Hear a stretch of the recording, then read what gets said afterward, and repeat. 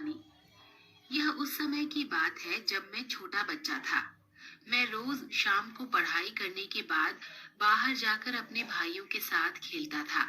एक बार मेरे पिताजी ने सेवक से कहा, बच्चों को घुड़सवारी सीखनी चाहिए, इन्हें घुड़सवारी की पाठशाला में भेजो। मैं भाइयों में सबसे छोटा था और मैंने चहकते हुए पूछा, क्या मैं भी घुड़सवारी सीख सकता हूँ?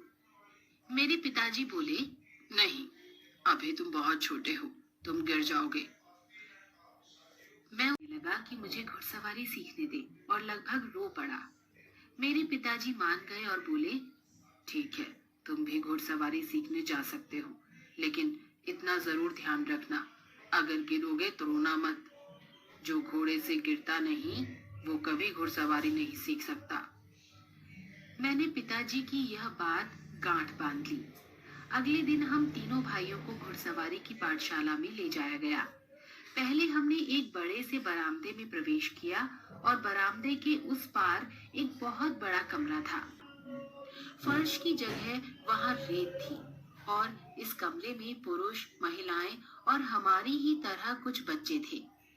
वहां घोड़ों की महक थी। वहां चाबुक चलाने की आवाज, घोड़ों को बुलाने की आवाज, घोड़ों के खुरों की लकड़ी की दीवारों पर टकराने की आवाज सुन सकते थे। फिर साथ आए हमारे सेवक ने घुड़सवारी के गुरुजी को बुलाया और कहा, इन बच्चों को घोड़े दीजिए, ये घुड़सवारी सीखेंगे। गुरुजी ने कहा, ठीक है। फिर उन्होंने मेरी ओर देखा और कहा, यह बच्चा अभी बहुत छोटा है। सेवक बोला, इसने वादा किया है कि यह घोड़े से गिरने पर रोएगा नहीं। गुरुजी हंसे और चले गए। फिर वे 2 घोड़े लाए। हमने अपना सामान एक तरफ रखा और घुड़सवारी की पाठशाला में गए। गुरुजी ने मेरे दोनों भाइयों को घोड़े पर सवार कर दिया। मेरे भाई उनके आसपास घुड़सवारी करने लगे।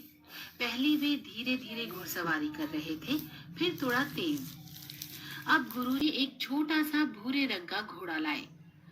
उसको रूड़ी कहकर बुलाते थे। गुरुजी हंसते हुए मुझसे बोले, बहादुर लड़के, इस घोड़े पर चढ़ो। मैं खुश भी था और डरा हुआ भी, लेकिन ऐसे नाटक कर रहा था कि कोई न जान पाए कि मैं डरा हुआ हूँ। लंबे समय तक मैं अपना पैर कुंडे यानी स्टिरअप पर रखने की कोशिश कर रहा था, लेकिन मैं नहीं कर पा रहा था। क्यों? फिर गुरुजी ने मुझे अपने हाथों में उठाया और घोड़े की पीठ पर बैठा दिया। घोड़े की पीठ के ऊपर सीट भी लगी थी। गुरुजी ने मेरा हाथ पकड़ रखा था, लेकिन मैंने ध्यान दिया कि मेरे भाइयों को किसी ने भी नहीं पकड़ा है। इसीलिए मैंने गुरुजी को छोड़ने के लिए कहा। उन्होंने पूछा, क्या तुम्हें डर नहीं लग रहा है?